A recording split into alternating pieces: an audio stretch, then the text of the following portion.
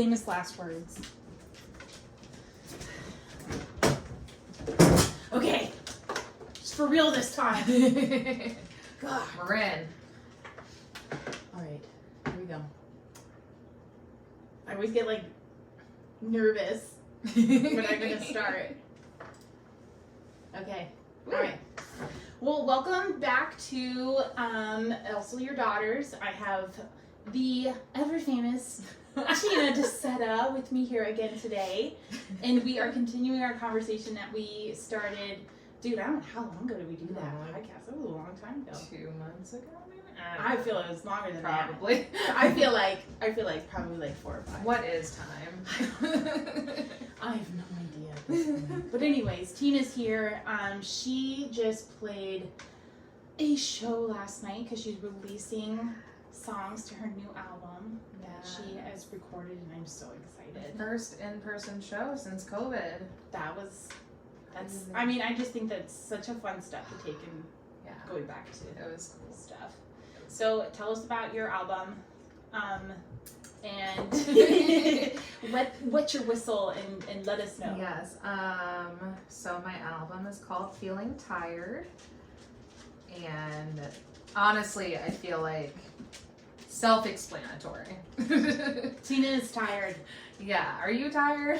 I am. I'm tired. I do get the sleepies. I'm assuming that the listener is probably a little tired too. Yeah. It's been a tiring year. But anyway, so it's called Feeling Tired. It's just a lot of songs about a lot of feelings that I feel, and I assume that other people probably feel. And my hope is that it'll just be a relatable and cathartic listen for y'all. And so my first song, Cloudy, is out right now on Spotify.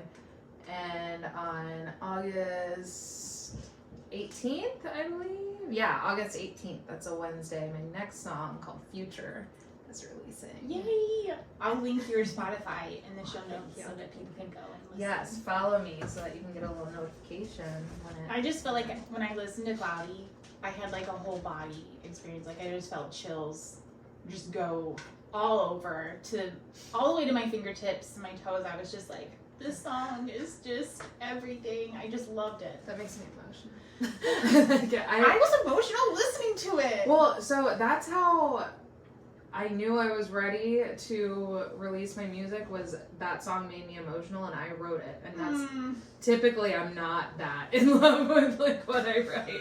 I'm like, this is fine. We're our own worst critics. I'm like, this is good enough. But that song, I was like, nope, I like this song. And so I can't help but sing harmonies with you every time. I hit that.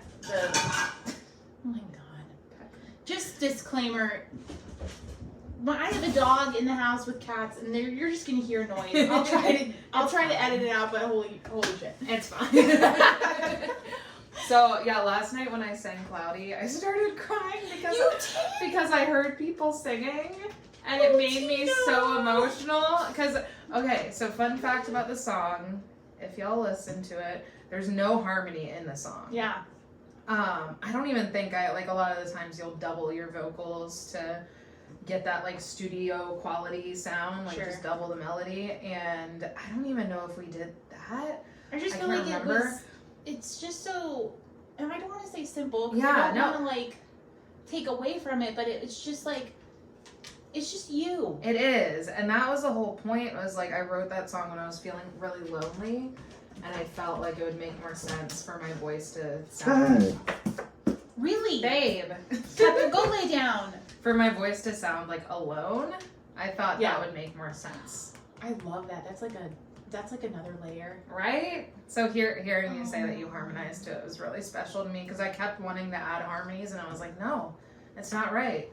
And then I was like, you know what? If people are anything like me, they'll just harmonize to themselves. Yeah. Well, and also I like it because it's like you're talking about how lonely you are, and you kind of leave that space open, and then like other Pepper's drinking. That's a disgusting sound. It leaves it open for like other people to join in and like have you not be alone with this feelings. So yeah. This is the whole thing. I can't wait for your next song. It's gonna be awesome. I'm so excited. Yeah. So we're gonna continue our conversation about party culture. Yeah. And well, so Tina and I went out and got dinner together. Maybe like a month or two ago. We were supposed to do this back in June, but like I had a whole like existential crisis happen. That just happened. It was like, Tina, I am not really functioning well right now. And I was like, fair.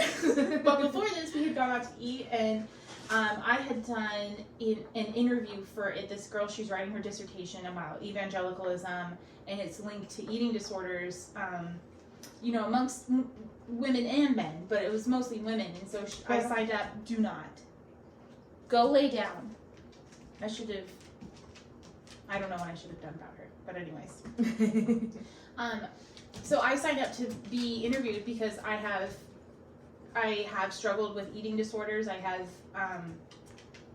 worked through that, and now I'm working on my relationship with food and like who I see in the mirror, and just loving myself now rather than working to love myself later. So, doing the interview, I was like, I felt like it would be really good and like a healing part for me.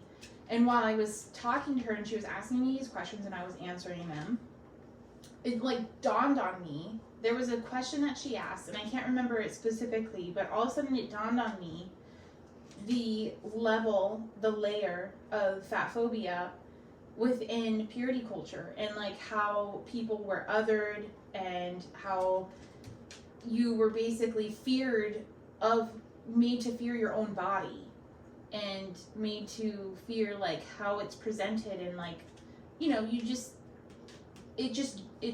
all of a sudden I felt like my eyes were open to that, and I was like, holy shit, I did not even realize this. So it was like internalized fatphobia that I finally like recognized. Oof. That's heavy. It was, well, and then I took it to you. Yeah, yes. I just remember, I had forgotten about this conversation we had. I'm like, oh yeah. A lot has happened since we had dinner. It has been fun. Yeah, then we talked about it at Cat Bale. We did, yeah, over beers. It was a good time. It was a very good time. Yes. Yeah. Yes, over good fattening food. Oh my goodness, it was amazing. Talk about fat phobia. Yes, and bisexuality. Yes, we did. It was a good conversation. Yeah. I really enjoyed that night, and I felt very edified after I left you. Yes. Yeah, it's been something that's been kind of like in the back of my mind for a while. Especially, growing up evangelical and growing up and seeing, like, I was thinner in high school and stuff like that. Like, because you were a child. Yes. And, like, even, I think at my, like, thickest in high school, I only got up to, like, an 8 or a 10 or something. And I thought that was huge, because all my friends were, like, size 0 to 4 and stuff. And also half of my skinny friends had suffered from eating disorders. So, and I didn't realize until I was an adult that I was struggling with an eating disorder. I was struggling with binge eating. And with me, it would be like I'd binge and then I'd restrict. I'd never purge, but I'd just binge and restrict. Yeah. And I wouldn't be able to restrict for long. And all of that ties back to my sexual abuse. Like, I remember the binging starting not long after my abuser got arrested. And so, there's a lot of layers, and I didn't even know that fatphobia was really a thing. I think a lot of us didn't until very recently. And I started getting a taste for it when I got married and I gained like 60 or 70 pounds, and then people started treating me differently, and everyone would ask me about my weight, and everyone would ask me if I was pregnant because of the way that I carry my weight. And I mean, I had one woman one time, this was at work, I do hair, and I'm just trimming this woman's bangs. So this is a 5-minute appointment, 5 minutes. She walks in, and she sees me, and she hadn't seen me in a while. She was one of my friend's clients, and she was like, oh, are you pregnant? No. And at that point, I've been asked that question so many times. I was like, here we go again. And so, it's awful. And so, And I wasn't even fully aware how awful it was until, like, after this incident. And so I just kind of rolled my eyes in my head, and I was like, no, I'm not pregnant. Just gained some weight. And she was like, oh, well, are you diabetic? And I said, there needed to be a reason. yeah. And I was like, no, I'm not diabetic. She was like, have you been tested? I said, Oh my yeah, God. I got blood work done, and yeah, So I'm not diabetic. Now we're getting into your health. Oh, and then she goes into, well, do you have a thyroid disorder? And I was like, you know, I'm pretty sure it's just that I'm a newlywed and I really like pizza and beer. I was like, I think, right, Pepper? She's growling at your client. I was like, yeah, no, I think that's it. Then she started going on a rant of talking to me about how Weight Watchers had changed her life. Granted, this woman was like the same size as me. And not that that mattered to me because I didn't look at people. Right. But she, she was just trying to, like, insert herself within that 5-minute appointment. It was one of the most insulting moments that obviously, I mean, it's been, like, 7 years. Right, I and still it think sticks about with it. you. Yeah. So, yeah, I remember feeling, so inadequate, and I had already struggled with that through my teen years. And then it seems like so many evangelical churches, and especially evangelical churches, are obsessed. The women are obsessed with fitness and weight loss and MLMs. MLMs, And those two things Lord go Jesus. hand in hand because I feel like so many MLMs are based on exploiting women's desire to be thin. Oh my God, peeps. Pepper, go lay down. She's like, what's that? She's like, you're here to play with me. I'm going to pause this really quick. We're not doing this. She's like, No, we're not playing that right now. oh my God. Pepper, go lay down, baby. Go lay down on your mat. Go lay down, babes. You're a good I'm girl. just gonna go cry over Yeah, there. I mean, cry all you want. No, go lay down. Go lay down. She's like, this is my best friend, and she's not. Yeah. You let you Sit. treat me like that. Sit down. Good girl. Down. Lay down. She's not gonna do it. Okay, anyways. Continuing on, we were talking about MLMs. Yes. So yeah, the church as a whole, I feel like so many women are obsessed with these MLMs that are tied into weight loss and dieting and, Yes. Beachbody. There's one newer one that's like active where it's called like Zaya or Yes. something like I've that. heard Yeah, like so many. I've heard of it, yes.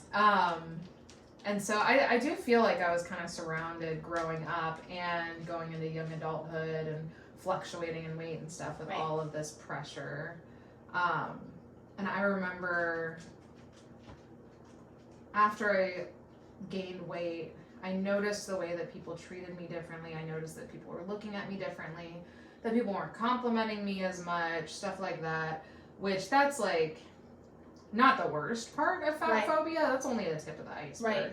But it's enough to scare people. Exactly. Because they know that, I know that when this person gained weight, I saw them differently, and I will not have people see me differently. Yes. Because I know there are two very specific instances in my life where a person gained weight, and I don't want to say like what they were specifically because I just don't want to like out anybody or share a story that I don't really have permission to share. But they gained weight, and they were the center of attention because of that. Yeah. And it was somehow there was a loss in them because of that, and they had to get fixed because of that. And then once they were skinny again, or they never got skinny again, it was two different stories. And I just feel like it sets people up to be like, well, I don't want to be treated like that. Yeah. So I'm going to do everything I can to maintain this body in a small way so that my clothes fit, so that I can, fall in line and not bring attention to myself, not have to worry about my boobs, not have to worry about my butt because they're normal, I say that in air quotes, normal size, and there won't be attention brought to me. Yeah. But never mind, I'm at a church making myself throw up in a toilet while I'm there. But as long as I'm small, I'll pay the price. Yeah. Yeah, that's it. So, like, yeah, I remember when I gained the weight, I was, like, so anxious, and I was so obsessed with losing it again. Yeah. And, I mean, I remember going to the gym, like, I'd go at least a half hour a day, 5 or 6 days a week. Wow. I paid, like, I don't know, like $800, $900 for a personal trainer over several weeks. Wow. Who, by the way, just focused on, don't you want to get rid of that excess weight? Don't you want to get smaller? Don't you want to do this? Don't you want to do that? Nothing about me actually getting stronger. Okay. Yeah, which really should have been the focus. Right. I feel like that's the actual reason to work out is to become stronger and to move your body. Yes. Make your blood circulate. Yes. That's it's like even getting stronger is like, again, just a small fraction of what benefits you can get. Right. And losing weight or losing like size should not be the most important thing. But yeah, I remember working so hard, nothing was working. I went to a doctor, ended up getting some blood tests done, found out that I was sensitive to gluten and all those fun things. And I cut those things out. He told me to do it slowly, but I'm sure this is due to trauma because I'm working through it in therapy. Sure. I can't do things slowly. And I'm just like, nope, we're going to do it right now. Cold turkey. He was like, just cut out like one food group at a time because there was several different types of food that he was saying were causing inflammation. And no, I did it all within like a 2-week period. And then within 3 months, I lost 60 pounds. Wow.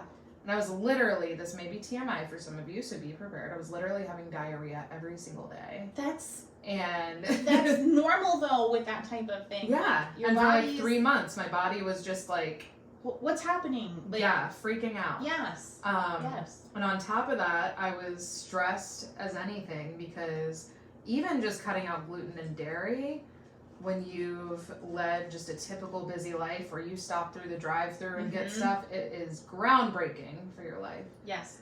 So that was rough. But yeah, I lost that 60 pounds, so it didn't matter because everyone was like, oh my God, you look amazing. Yeah. Oh my God, and all you had to do was cut out gluten and dairy. And then, of course, people started cutting out gluten and dairy because they saw that I lost weight. And they're like, well, if she lost weight doing that. It's not that point.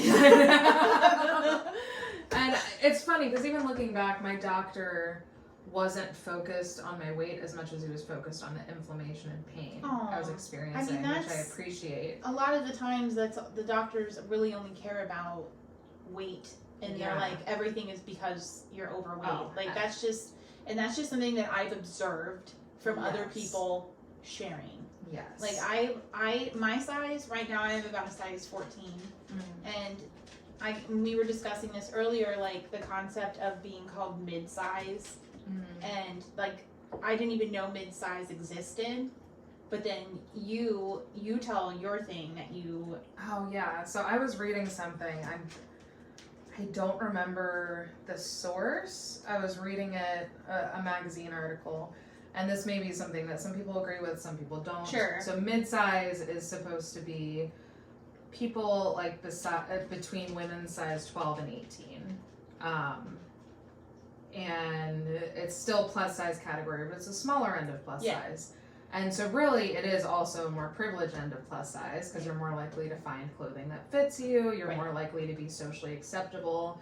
That's where, I mean, a lot of plus size models are between like size 8 to 12 or so. So it's like right at the edge of being close to plus size model territory. Right. Yeah, so I read something earlier that was talking about how, or a few days ago, that was talking about how mid-size, that term kind of makes it sound like those people don't want to be associated with the fat community. And so it was a fat person writing this article and explaining that small fat is a better term. Yeah. So yeah, small fat is anyone between 12 to 18. Right, because we're also trying to abolish the idea that the word fat is negative. Yes, because it's not negative. It's just a fact. Sure. It's just a descriptive word. It is. Like one time Lucy was like, my oldest was like 4 years old, and she's kind of like a sensory, hypersensitive girl, like very, very, oh, I only like this type of clothing on me. And I was like, and as we were discovering this, I was putting jeans on her, and she pulled them up, and she's 4, and she goes, Mommy, I don't like these because it makes me look fat. And I'm like, oh, like, you're not fat. But she was just using it descriptively. She wasn't calling herself fat. And it was making you uncomfortable. It made me so uncomfortable, and I started freaking out. But all it was because they were like poofy a little bit at her hips. Yeah. And she just didn't like how they were bigger. She likes leggings and things that like fit close to her. Yeah. So like even within my own children, I'm like, oh, like I'm like, how do I navigate this? Because I'm so, you know, inundated with the internalized fear of getting fat that I've been grown up with. Like I found my diaries up in my attic. I pulled them down, and I'm like, my childhood was fine. And I'm like, let's read about Becky's, you know, quote unquote trauma. And I was like joking to myself about like having childhood trauma. Oh no. And I start reading these, and I was like, oh shit, I have trauma. But like one of the entries I put was, I have gained so much weight, and I don't want to be fat for this summer. And my mom has promised me that she will go running with me and that we will start eating healthy. And I'm like, why didn't my mom just tell me I was good? Like, and it's because she was a part of it. Like, she told me that there was Herbalife at our church, you know, and she's someone who's very athletic and very, you know, physical. And so she's always been like someone who works out like almost every day. Yeah. And like, I had that example to look up to, and I just had the things that set into me for what I was like, well, when I get older, I'm not going to be like this. And when I get older, I'm not going to, you know, I'm going to do whatever I can to have the perfect body. And no matter if that requires surgery, you know, and I'm just like saying all this stuff that, you know, you become an adult and you're like, I'm not going to, what money do I think I was going to have just laying around to go and get skin cut off of me? No, I don't even want to get my oil changed right now. Like, I'm just like, oh, it costs money. I know I have to do it, but like, God forbid me actually spend money on my body. Right. Right. Yeah, that's what I was thinking earlier, like a really good way to talk about how, okay, well, first, before I go any further, I do want to say, like, for anyone who's listening, I am either, if you want to call it small fat or mid-size. I am preferring the term small fat. Yeah. So there's only so much that I can speak into this. I know you were saying same thing. Like, since we're not above a size 18, there's only so much we can speak into this. I have, my best friend sent me some stuff that I appreciated her sending, because she's larger than me and has experienced fatphobia for a much longer time than me, and is also Puerto Rican, so has the racism aspect into it, and also grew up evangelical. We want to hear from her. So I'm excited to share her story. I love her. But yeah, one thing I was thinking about earlier, like, I think it was just as we were talking right before we started, is that one of the ways fatphobia ties into purity culture is just the view on women, the view on minorities, on anyone with darker skin, the view that those people need to not take up space.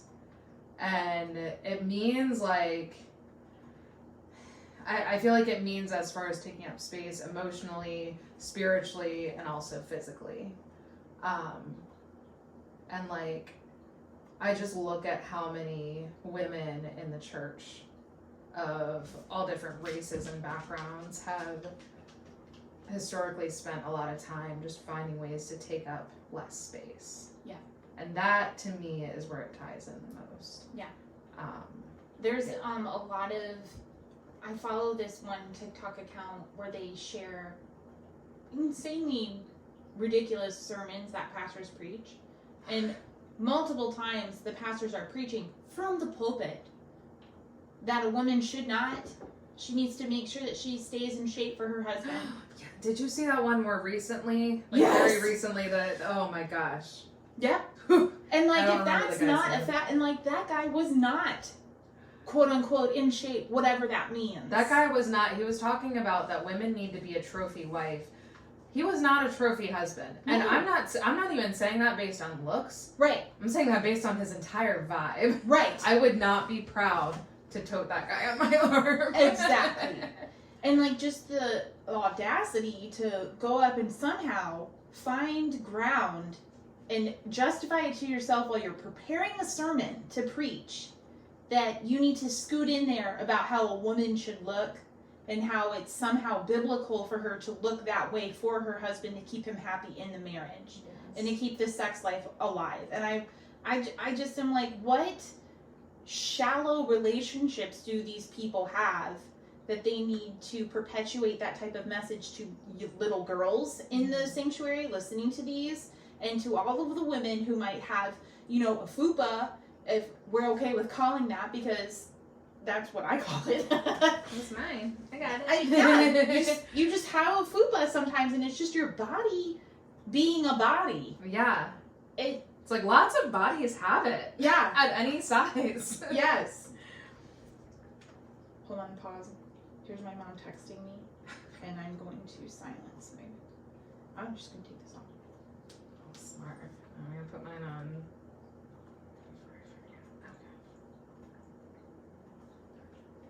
It was my mother telling me that my deconstruction is breaking her heart. It never ends. It never ends. Even in the middle of a podcast about deconstruction. Jesus Christ. Good times. How dare you say that? You gotta say cheese and rice, Becky. Gosh, darn it. Come on.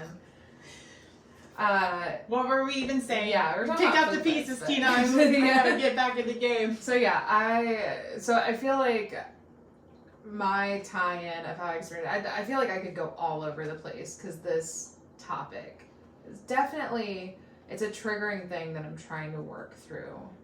And I'm trying to work through it well, especially since I have the privilege of being small fat. It's like, I feel like I unfortunately have a voice that not everyone is going to be able to have. I have a platform that not everyone's going to be able to have because there are plenty of fat people who, even if people listen... Pause. Start it, even if people listen. Even if people listen, they... half of them are going to be bashing this person. Like, for example, there's this one woman that I follow, Fab Feminist. Yes. I love her. So I'm learning so much from her. Yes, I absolutely appreciate love it. that. I appreciate it so much. And she does not sugarcoat. She doesn't. Which I appreciate. She doesn't sugarcoat, but it's like that's what we need is less people sugarcoating. Like dancing around and and like trying to placate people who don't agree with you. It's like it's just not worth it. No. It's not worth it. But yeah, she does a great job, but I see hateful comments on her page all the time, and I feel like I would not get those same hateful comments. And that is a privilege, and that gives me more space, more emotional space to be able to speak up about it. I have, when I've spoken up about fatphobia and about how it's affected me, I've had people occasionally answer or respond with DMs or something and kind of speak out of pocket, in my opinion, because it's usually people who have always been thin their entire lives and haven't necessarily experienced it. And I think a lot of them think, well, I'm thin. Why can't you be thin? Yeah. Or you can be. Or they think, well, I get the same mistreatment for being thin, which, yes, thin bodies are also objectified. Sure. And I know plenty of thin women who have been criticized for not having enough body to them. Yeah. But then guess what? If they gain the weight, I'm sure they'd be told that they have too much going on. It's damned if you do, damned if you don't. And the whole problem is that there are people who have historically for a long time taken this ownership over our bodies and what they're supposed to look like. Yeah. And for me, one of the most important things in the past year, after I gained all of the weight back, which, by the way, diets, typically, if you do a diet, from what I've understood in my research, I'm not the best researcher, so let's just make that clear. But what I've done in my research, we'll take it. We will take it, is that typically any type of diet within 5 years, your body will revert back to what it was. And my body literally at 5 years reverted back to where it was. And granted, part of that was that I was literally staying at home, eating a lot, drinking a lot, because I didn't have to be anywhere. I was just pounding those bottles of wine, delicious. Sure. But also, on top of the fact that it had been 5 years, I gained all of my weight back. And I started seeing the rude comments come back. Thankfully, not as many comments asking if I'm pregnant, because more people have been aware that I am not trying for kids right now. Yeah. But, in the last year, I realized, it's a miracle that through all the stuff that I went through last year, I am still alive. Yeah. Like, it is a whole miracle. Yeah, it's incredible that I'm alive, and my body helped keep me alive, and I'm going to thank it by being kind to it. Yeah. And that's it. Yeah. And I don't have to thank it by eating 3 perfect square meals a day and doing 30 minutes of exercise every single day and all that, because my mind is not at the place where I can do that without falling into old habits as far as disordered eating and obsessive exercising goes. That was something that was really hard for me at the beginning of COVID, because I was in survival mode, and I was in survival mode for about 2 years. And in that survival mode, I lost a lot of weight because I was so stressed to the brink, breaking down constantly, and even to the point of losing my gallbladder. Like, my gallbladder just stopped. And then after I had to get that removed, I couldn't eat. I couldn't eat anything. Yeah. And so it was almost hard to figure out what it was that was my gallbladder, but also what it was that was stress that was causing my body to just shit 20 times a day. That was my life at that point, and I was exhausted. I had no nutrients in me. I had no immune system. My body was just depleted. Yeah. And as I'm losing all this weight, I'm like, this is a nice little, so fucked up. Because I've been there before. I'm like, I just need one more stomach flu. We laugh so we don't cry. Yes, that's exactly it. We understand it's not okay. This is not okay. This was very problematic because I lost about 50 pounds. Being in the survival mode and losing my gallbladder, I lost 50 pounds. And every day I was like, is this going to be the day that I don't shit 20 times and I start gaining my weight back? I was always like, when is this going to end? Because once it ends, I'm going to gain all the weight back. And I lived in that fear. So it was piled on top of it all. And so, I was in great shape. I was playing roller derby. I was traveling, playing roller derby. I, had to buy all these new clothes so that they would fit me because I was down to a size 8. Wow. And then COVID comes, no more roller derby. I leave the place that was abusing me and exhausting me and stressing me to the brink of dysfunction. And I start drinking more than I've ever drank alcohol in my whole life. And, I didn't really change the way I ate because I ate however I wanted, just minus dairy. Yeah. And over the last year, I've gained about 50 pounds. And this whole time I've, all of a sudden I'm like, well, none of my clothes fit me anymore. Yeah. And it's hard. It's been really difficult to manage that, and to be someone who has struggled with binging and purging. I refuse to do that again. I have my little girls, but also I refuse to do that to myself again. And to put myself through that. So I tried to exercise, and I got really into exercising this last winter, to the point where I recognized that I was doing it unhealthily. Working out every single day. I tried to do keto, which is a whole that's all dairy, and I should have Oh my God. never have, broached that realm of diet, but I did, and now I can't eat dairy again. Oh my God. But Oof. I've had to come to terms, and I did this. I worked through this in therapy, and I'm still working through it. Just your self-talk that you have, the dialogue you have in your head about like what you see in the mirror and what you think about it. But I told her, I said, it's hard for me to have gained all this weight, and she goes, well, why? But think about when you were smaller. I was like, I paid a big price for that size. I paid my piece. I paid a body part. Yeah. I paid mental health, all to be skinny. Now, I didn't do all of that like on purpose. It was just like it was a reaction to my environment, which should have been a red flag for me to know, like, hey, the church is not good for you. This is not okay. But it just took running into a tree with my car to get me out of it. It's fine. No big deal. We're okay.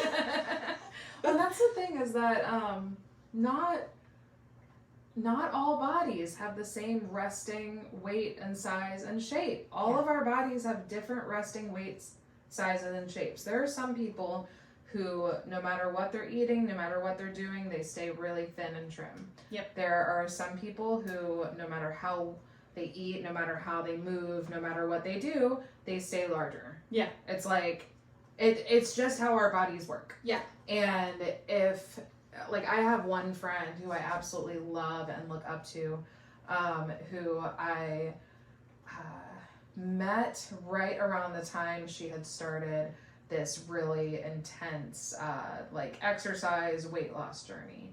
And she was pretty large, and she started doing this journey, and like throughout it, she was documenting it, but it was the first time that I had seen a fat person document their weight loss and it not be about the weight loss. It was about how she was feeling, and it was about her strength, and it was about her stamina, and it was about her wanting to live a long and healthy life. Yeah. And it's been 10 years since I met her, and she is still a large woman. Yeah. She's still a fat, plus-size woman, whatever you want to call it. And she is still exercising. She exercises 5 days a week. She does personal training. She loves it. She eats like a mostly plant-based diet. Like all these things that people tote as being, this is how you'll be trim and thin and whatever. And she's not thin. But I can tell you this much, she could probably outrun most thin people in a marathon. That's amazing. Yeah. And it's like, it has nothing to do with her size. It has to do with the fact that she is a strong, in shape individual. And the problem is, when we hear in shape, we think of exactly one shape. Yeah. Maybe two shapes. We think of, like, if you ask me, I think of all the Olympians lining up to do their 100-yard dash or whatever it's called. I don't even know what it's called. Who knows? But I just think of, like, all those, like, rail thin, skin and bones people who are like muscle bound. Like, that's what I think. I think either very thin and trim or thin and muscular. Yeah. Like, if they're thick, it's because you can see their muscle definition. Yeah. But then this friend of mine, not the case. Yeah. And guess what? She feels great. That's what matters. That's absolutely what matters. Yeah. And also just just thinking about a lot of these people who I know who are fat as adults, I look back at their baby photos and stuff like that. They're, well, not necessarily baby photos, but like when they were toddlers and young kids and teens, and always being around the same build. Yes. And it's like, there are some people who are built like this. Yes. And it's genetics. Yeah. And it's things you can't fight. Yeah. Unless you're the Kardashians, who change their shape of every body part yearly. Sometimes it is health related. But then, like for me, for example, a lot of the inflammation stuff, like I said, I grew up a little thinner, but a lot of the inflammation stuff that I deal with and autoimmune reactions and whatnot, I can literally see when I'm in a flare, I can see my body like puffed up. Yeah. And I can see that like my face looks rounder, and around my knees and joints is like more soft and round instead of pointy. And I notice all of those things. And my stomach gets rounder, But even when I was thin, I always had a little gut. Sure. And I always had cellulite. And I always had a little bit of flab to my arms. Like, I just had those things, and it was genetic. Yeah. Which, if you don't mind, I'll go ahead and share a little bit. Please do.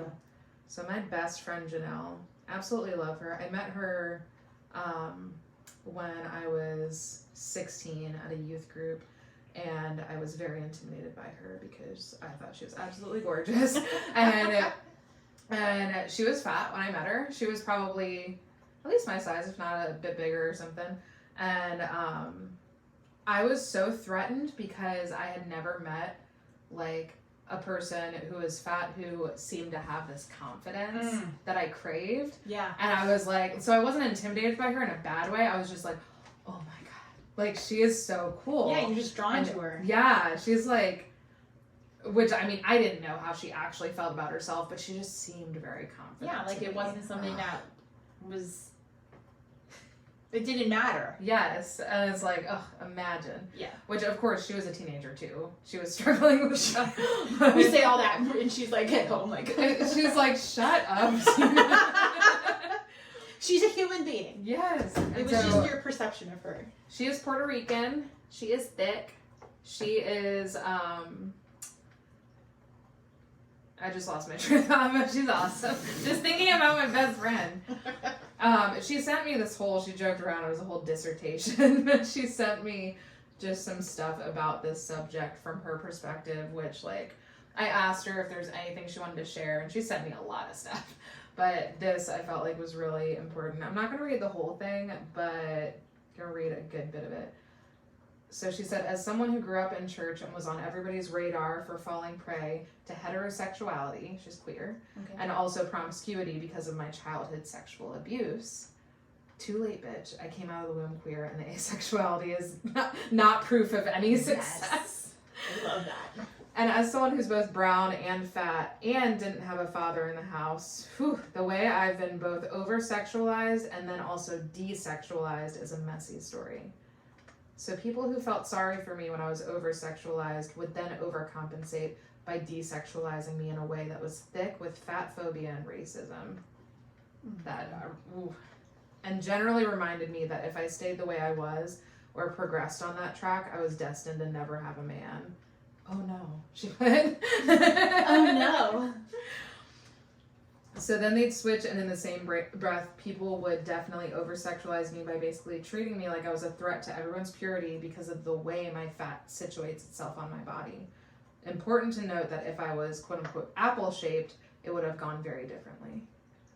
So she is like classic, like hourglass shape. Okay. She's what the Kardashians bitch they Right. Even though I hid my body as much as possible, and adding on to that being Latina meant being stereotyped as some fiery, free-spirited sexual being that can't be tamed, that the white church and I were pressed on. The only other Hispanic people were the family and leadership that was put there to make a point of how their proximity to whiteness saved them. Anyway, and then because I had lost my innocence so young, quote-unquote, lost my innocence, it was the trifecta of we must save this young girl who is destined to be ravaged by lust and sin. What? I love this so much. Oh, it's so good.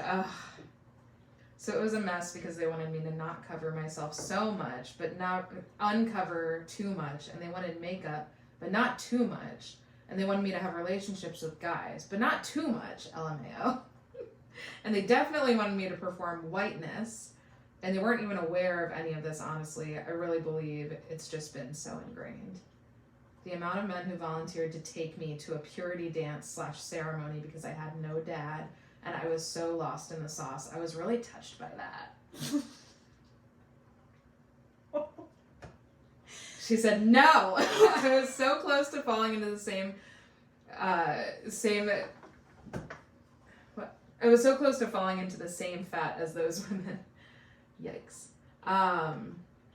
Anyway, so they wanted femininity, the way they cried for me and my short hair. They wanted whiteness. They couldn't stand how reserved I was and wanted me to have the right attitude so a man would want to be with me. But again, not too much. You don't ever want to be the flirty girl, the loud girl, the fun girl, etc. As someone who barely left the house, this is where I practiced my perfect masking. And yeah, none of this even touches on my neurodivergence because she's autistic. Wow. I'm just gonna read the rest of it. This is so good. Yes. I remember a lot of various women wanting to be mentors, and some were, and then portrayed it like it was to help me in my healing from sexual abuse by having this like village of women. But then I realized later that they were trying to steer me into being the Christian woman they felt trapped into being as well, and had been trained to trap their sisters into as well. So it was like a whole mess. A whole other conversation is how much they work to put on a show of Christian feminism, and how it's really an illusion trying to convince us we can be strong and love our imperfect bodies and have jobs and be passionate and vocal, etc. But we do it in a way that ultimately submits and serves our husbands in that toxic traditional way, and still holds marriage in that toxic traditional way as the ultimate achievement in life. And that's what they were trying to show me, definitely geared towards their fear that I was going to be a lesbian, and basically saying I can be a lesbian stereotype as long as I'm a good Christian wife too. Anyway, they tried so bad to also cut out my autistic characteristics in a way that still has a hold on me, even though I am proudly brown and fat and queer and never going to be a mother and may even be single forever. And if not, and I am with a man, it still won't be all that they're going on about. But they still got me with the masking to this day. But wherever they are, I know they do it too. The smile and the laugh after their husband says to quiet down in front of their friends, or that their dress is a little too much, or that they should save the dessert for the kids, is fucking painful to imagine. They're trapped masking forever. I want them to be free just as much as I want to be myself. I really believe they didn't even grasp what they were perpetuating, the disease that they were helping spread and stay alive. That's heavy. I didn't read this before I started reading out loud. But Amber and I have had so many conversations about that, about like the different mentors she had in youth group, and like just the way that they try to change like who she was. And it's like she wasn't what they wanted her to be, like in her natural state as being a brown, fat, queer girl, but she also wasn't, they didn't want her to go too much out of that, because, they wanted her to feel like she was still being herself. It's like they set her up for failure, because they're like, you draw the line and we'll tell you if it's right or wrong. Yeah. And then if it's wrong, then shame on you. Yeah. Try again. Yeah. Ugh. And like blaming her, not just her like sexuality as far as attraction goes, but her sexuality as a human. Yeah. On, oh my gosh. It was just like blaming her sexuality on her abuse, which I think we talked about the last podcast about like sexual abuse being this pipeline to promiscuity, or in reality being a pipeline to trauma and from purity culture. Yeah. Yeah. Oh, it makes me mad. I'm processing so much right now. Yeah. Just because being white in the church, I never experienced anything like that. No, me neither. My experience, I just would witness and hear and see stuff happening, but it's so much to have my own deconstruction happening, but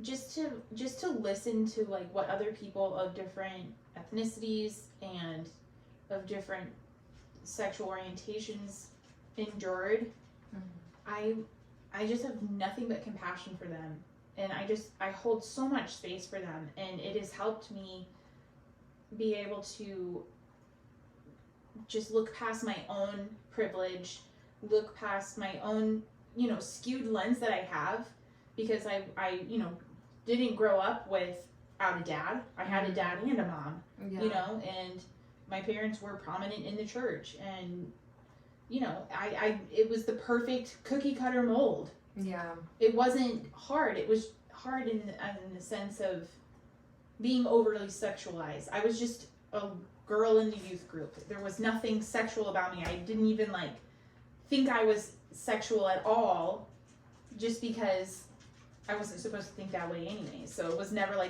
it was never a concern for me. Yeah. I feel sad. I just feel sad. And I'm just listening to people's stories like that has just brought in my view of what love is, and then how freaking fucked up what the church perpetuates is love. Yeah. No thanks. Yeah. No thank you. I'm not going to be a part of it. Because one thing I was thinking of, and I don't know about your youth groups growing up, or if you were a part of Awana or anything like that, I was just thinking about how active and physical the youth group was, and Awana was. Yeah. With the racing and around in the circle and being the fastest and winning and having it all be on you for the whole team to be the last person in the relay, and it really did leave a lot of kids out. I remember watching as an older, an adult helping in Awana, and this little girl could not run. Yeah. She could not run. Not to save her life, and she was 6 years old. Yeah. And I just remember thinking this is so sad that she's having to do this, and the adults are just putting her on the start line. And then they're go, run, and she... Yeah. It was just sad. Why does everything have to be so, competitive and winning, and, the strongest wins, the fastest wins, and, especially in a youth group. Our church, the youth group I just left, we played this game called Trashkaball. Mm-hmm. We had, we put holes in the wall from playing it. We had bruises, what's this size? I don't even know. A really fat grapefruit. Huge bruises on all of us. The word fat. Fat grapefruit. Yes. And nearly broken noses, all of these games, and there was kids there who were just I don't want to play this. Yeah. And we were come on, just be a part of it. And pressuring them to play, and it's just so, it's marginalizing to people. Yeah. Oh no, my youth group, I mean, you knew some people that I went to youth group with, so. So, my youth group, I remember us doing a lot of games that were very active. Well, a lot of stuff capture the flag, sure. And ultimate frisbee, all these things that took coordination, that took speed, that took all these things that I didn't necessarily have. And again, this doesn't necessarily have to do with being fat or thin, but it has to do with your abilities. Yeah. And there was this competition. And we're sliding into ableism now. Yes. Yeah. Sliding on into new layer. Right down the marginal pipeline. I don't know if you did summer camps. Yeah. And how extreme, people cry if their team doesn't win. Oh, yeah. At the summer camps we took our youth group to. Yeah. They would cry. Now, the only way I felt comfortable, doing any of those competitive things was, I went to one youth camp. I went to a lot of retreats and stuff, but I went to one week-long youth camp, and I had gotten on good terms with people who didn't know me. They were from another church that we, our church carpooled with. And it was only a few people from my church and then a few people from this other church. And so I, in my head, I was oh, good. I can create a new, life for myself during this week where these people don't know how much of a loser I am and how bad I am at stuff. Because I think 90% of my inability to do stuff wasn't because of my lack of ability. It was because of my anxiety. Okay. And I think I was able to do a lot of the things, but I was so scared of failing. Yeah. Because I was I have to see these people every single week. Right. And in my mind, they were going to hold on to that and be she's a girl who can't catch a frisbee during ultimate frisbee. I was always picked last. Yeah, same. I was always picked last. It was usually me and my brother last. and they'd usually pick him before me. Not gonna call it sexism, but I will. Yeah. Yeah, you're right. But yeah, I remember us doing all those games, and I mean, even like my dad used to, like do pick up like football, like touch football games after church with all the youth guys, and he'd want me to do it with him, and I was terrible at it, and it was just embarrassing every single time because they couldn't just have fun; they had to be serious and competitive about it.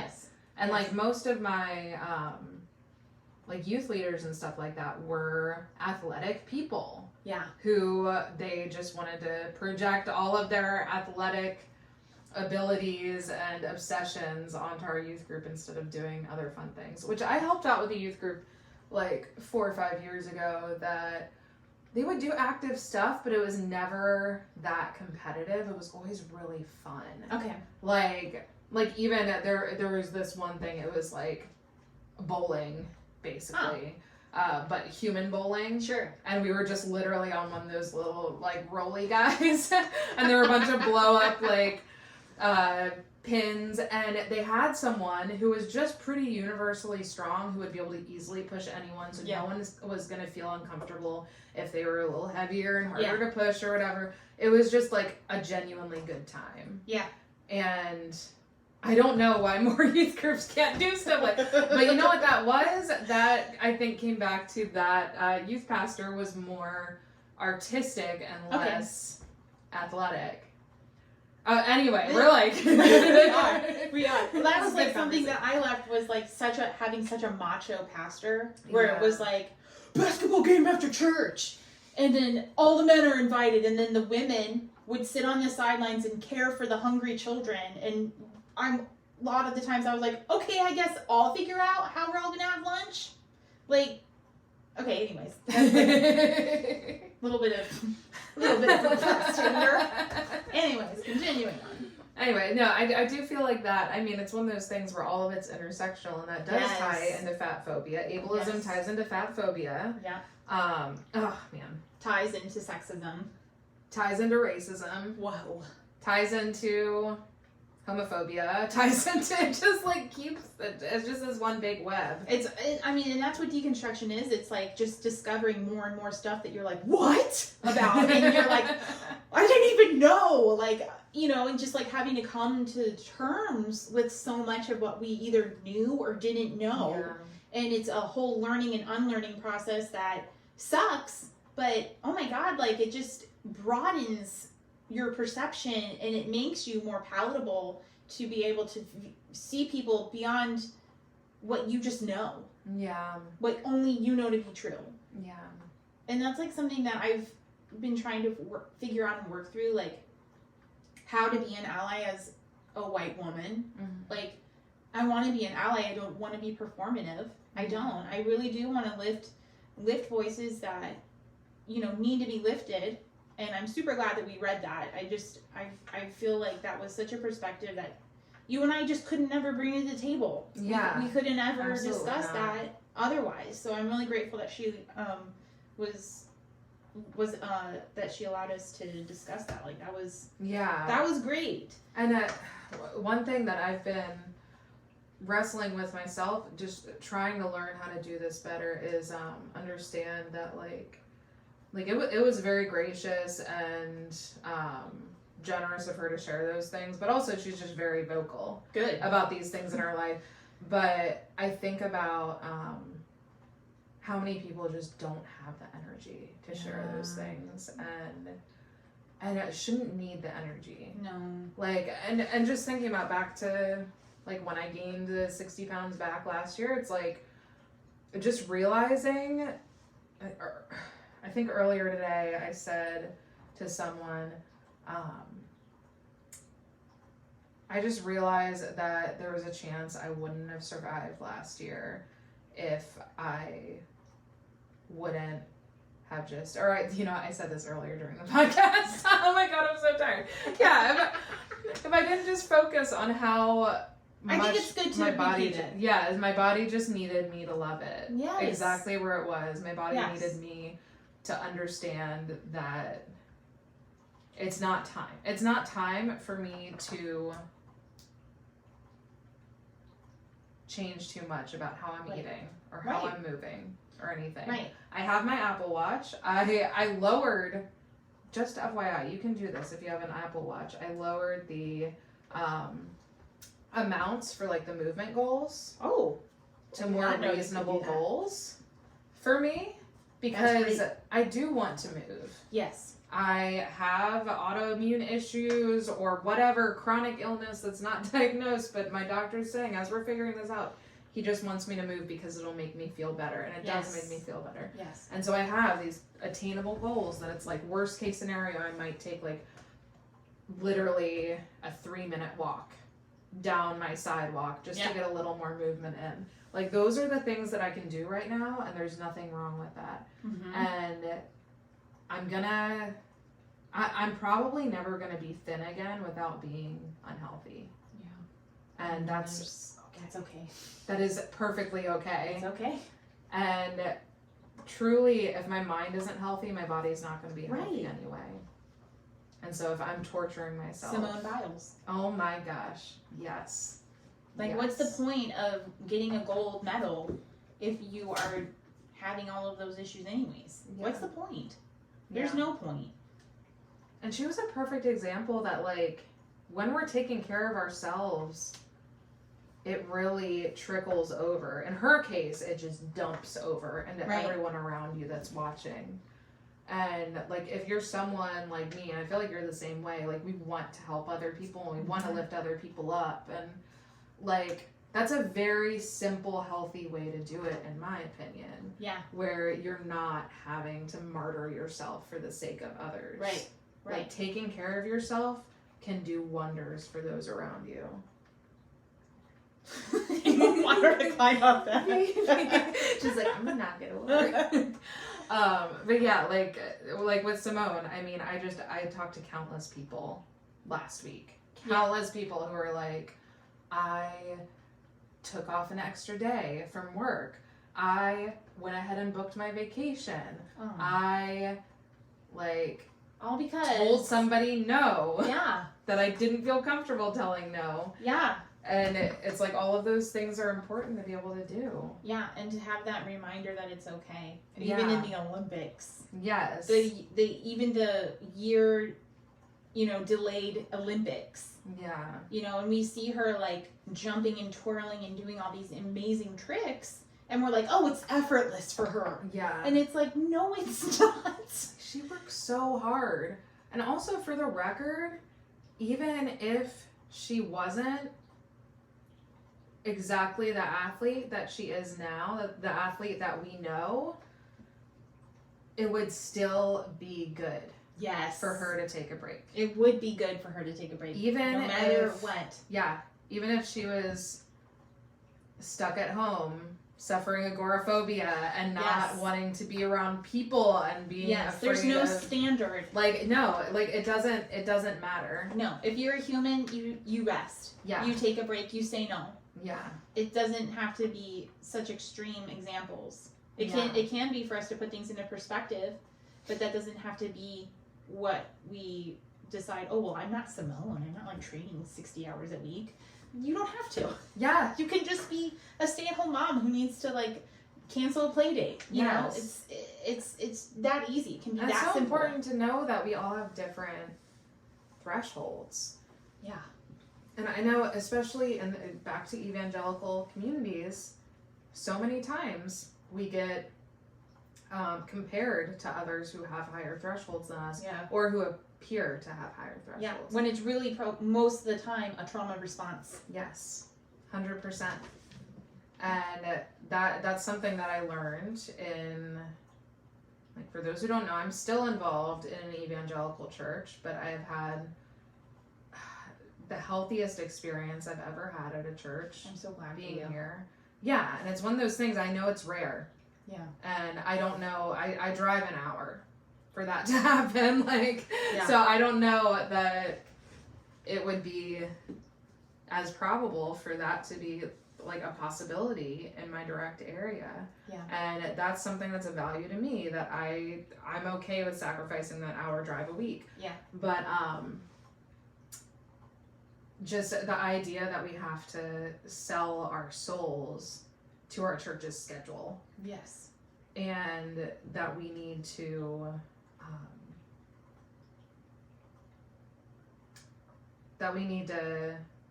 stop listening to our bodies. Yep. I feel like I'm witnessing you do what I wish I had done with my church, like having healthy boundaries, staying because it is healthy, and, you know, moving in and out and finding the church that respects you as a woman and, you know, has you in leadership, has you be doing things outside of what you're actually hired to do, like, which is leading worship, but you also preach, and you've preached several times at this point. And, like, just where I am with church and, like, what I've experienced for now and indefinitely, I don't think I'll ever be able to step foot into a church again and give them a chance. Especially in the present state that churches are at, especially. Yeah. I completely understand that. And like, to be fair, it wasn't an intentional choice for me to walk into this church that was going to empower me the way that it was. It was an accident. Yeah. It's like, I started helping out at this church, and I knew the pastors, and I knew that I loved them as people, but I did not realize how much I would thrive under their leadership. And they sound like incredible people. Yeah, they truly are. And it's like, it's nice because we don't agree on everything, but we agree on the things that matter, and they respect my boundaries, and they respect the fact that I'm a woman that I have something different to bring to the table. Yes. And I have something different than all of the other women bring to the table. We all have something different that we bring to the table. And even if we have something to bring to the table, that doesn't mean we need to be used at that table, used and abused. Right. We should be honored. Totally. Again, I don't even know how the heck we got there from Fatphobia, but we did. But we got there. We're here. But yeah, I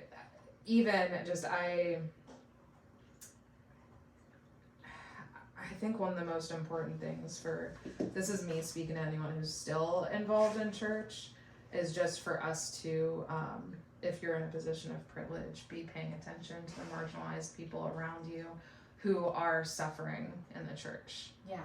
Who are suffering because of the evangelical church, because of the way that America is skewed. It's really easy for those people to get lost in the shuffle. Yeah. And you have to pay attention. Yeah. You have to seek them out, because they're not going to come and, you know, make waves. Yeah. And a lot of us have been trained to gaslight them. Yes. And I can't tell you how many times I've gaslit people who have been marginalized.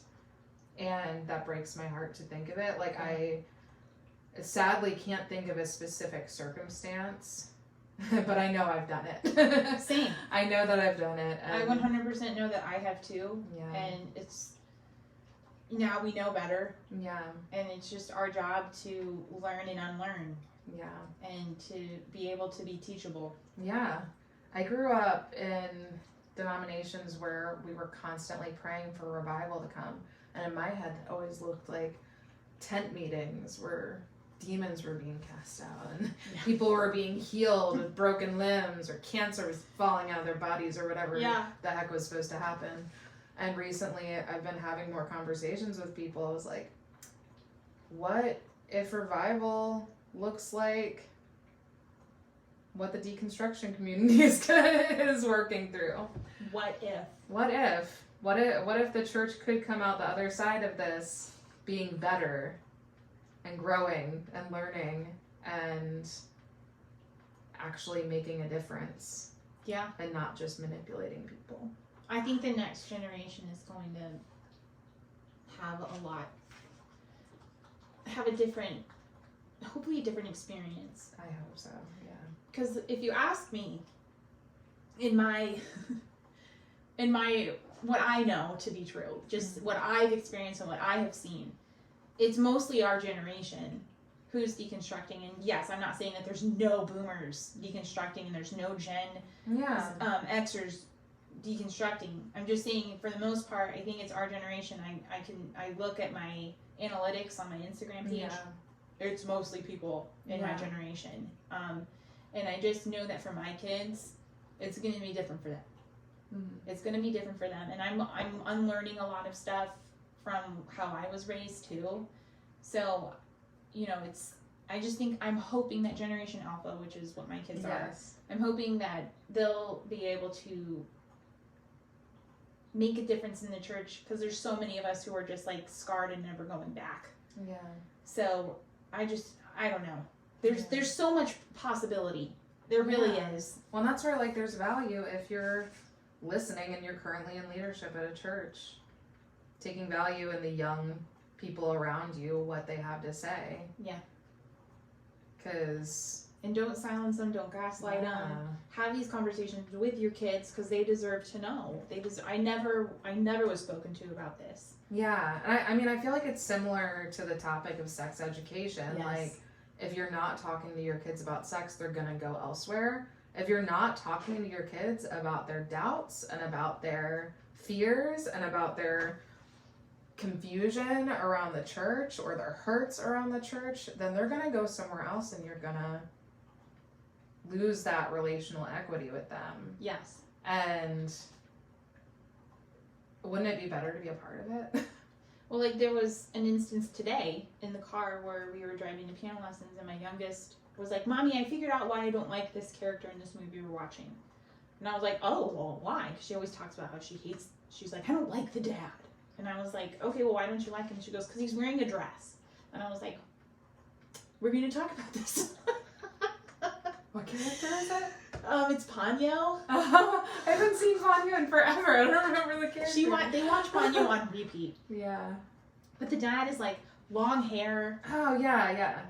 I don't even remember what he's wearing, because the like movie's a robe, on, right, or whatever. Yeah, the movie's on in the back. I don't see it. Yeah. They're watching that, and I'm like, well, is that really a reason to not like the dad? Or can we talk about this? Let's break this down. Some dads might want to dress like that, and there's nothing wrong with it. I mean, it would just open up. It was an opportunity. It was a learning experience for both me and her. You know, that I just know I would have never had that. I would have never been able to have that conversation. So just to be able to give that to my children, whether or not they recognize it now, later they will. So, you know, we covered a lot today. We did. Just all over the bunny trails. It's that really fancy word, intersectionality. It just takes you everywhere. Well, thanks for coming back. Yeah. This was fun. We shall do this again. Totally. I'm going to celebrate with an anti-fatphobia Let's cupcake. Cheers. Let's cheers these. Yes. Sorry, yours we have, it's okay. What are these? Ho-hos? Dingoes? Dingo? What is this called? A dingo ate your baby. It's a replication of some Hostess cake. Yes, Hostess. Whatever, the cupcake with the swirly line in the middle. Yes, anyways, yes. Cheers to Tina. Cheers. We are going to eat these cupcakes, and thank you guys for listening. As always, please follow Tina on Instagram as she releases all this amazing music that we are just so excited to hear. And thanks for coming. Yeah, thank you for having me.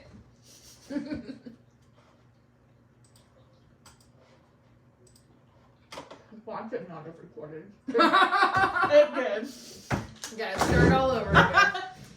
Oh my god, it was so good.